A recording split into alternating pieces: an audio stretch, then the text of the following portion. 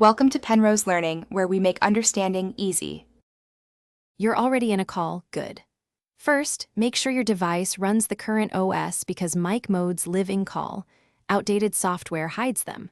Once you're connected, open Control Center on iPhone or iPad, or bring Facetime to the front on Mac.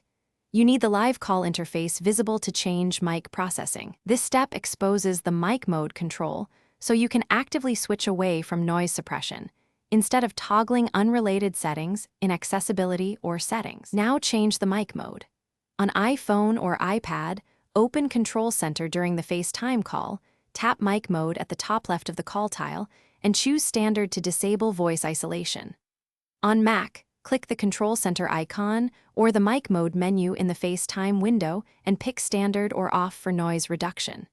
Do this so your microphone sends a fuller ambient signal. That's why you choose Standard, because it preserves room sound rather than aggressively filtering it. Finish by verifying the change. Ask someone on the call or record a short message to confirm background audio is present. If mic mode isn't visible, make sure the OS is up to date and restart FaceTime or the device, then rejoin the call. Sometimes the control appears only after a reconnect. If you still hear suppression, check attached headsets or external microphones. Their drivers or hardware may enforce noise cancellation independent of FaceTime, so switch to the built-in mic to isolate the app's behavior.